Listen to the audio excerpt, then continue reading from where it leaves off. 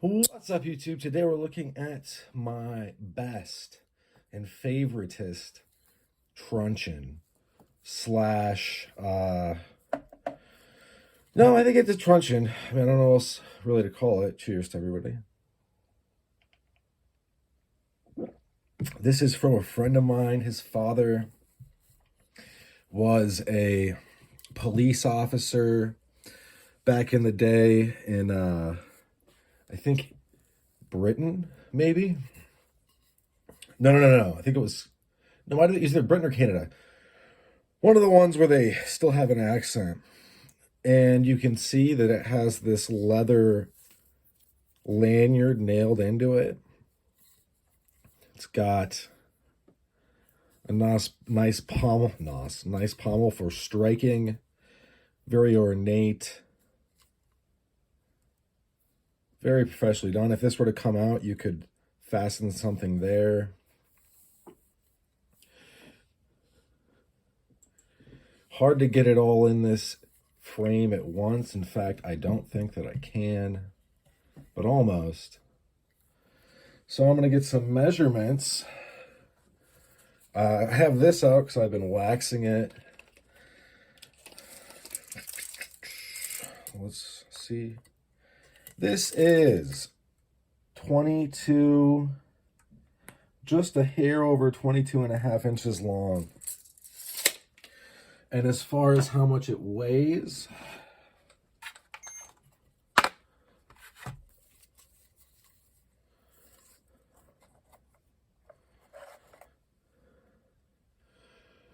about 15 ounces, 14 and change. I don't know what kind of wood this is made out of. Like I said, this was used by a police officer.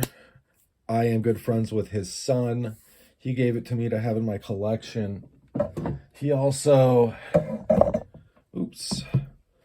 gave me this. As you can see, it's similar, professionally made. This one has a finish on it, whereas this one does not. I'm going to be waxing both of them. I don't know if they'll both get their own videos simply because they are very similar, from the same lawman, passed down to me through his son. This is 23 3/4 long of inches. And then as far as weight,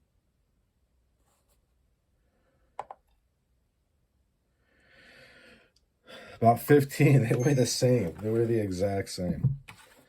And this has a space where you could very easily put paracord through this, a loop, knot it, and then you would have it coming out this end. That's how I would do it anyway.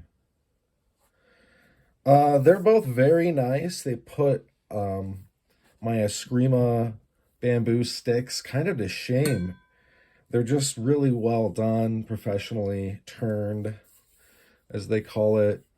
This was looking a little under the weather today, so I took it upon myself to take the bowling alley wax, put it on my thumb, and do one of these. And the bowling alley wax, the way that you apply it, they say that you should, I did this about an hour ago or two, but I'm putting another coat on tomorrow. I'll put another coat on and I'll wait a couple of days. Put another coat on, and that's how they suggest it is done. This wax is made from the shiny stuff you find in tropical leaves.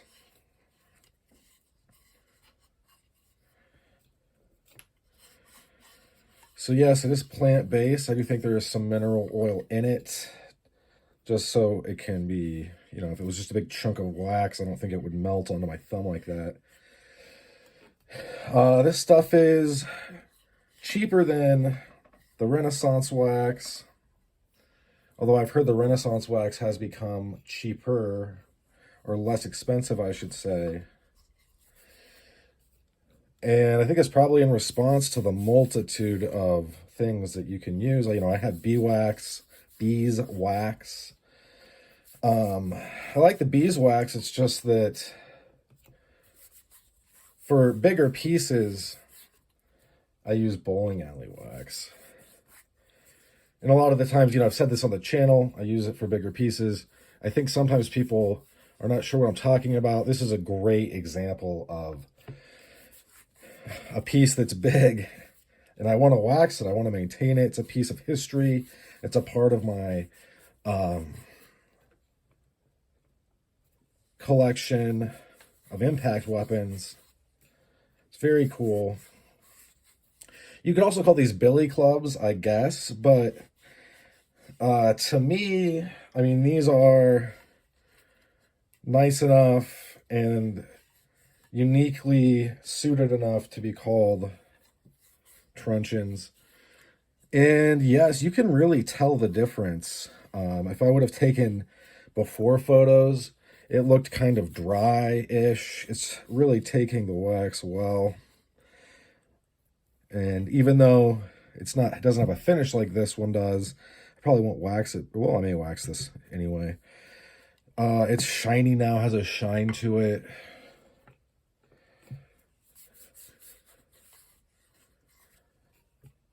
And honestly, I'll probably just leave this out and wax it up maybe once a week for maybe like a year and call it good.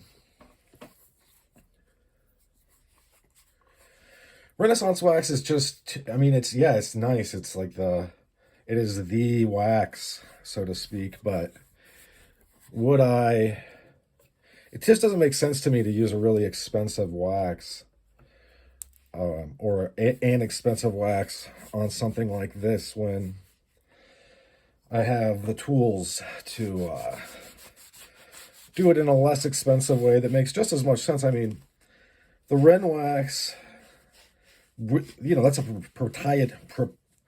proprietary wax. We're not sure really what it is. It's in it. We know museums use it, and the thing is very well weighted, by the way. Probably one of the reasons they have this is to help balance the weight. It really does move through the air well, as does this one. And man, I know I've said it, but I'll say it again. It really is taking the wax well. I'm going to keep on shining this up. But yeah.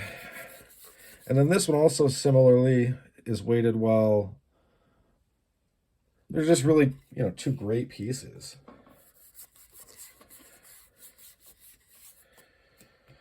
But in any event, that's about all she wrote for this one. Thanks for sticking with me to the end. And I hope you folks have a great rest of your day. Bye now.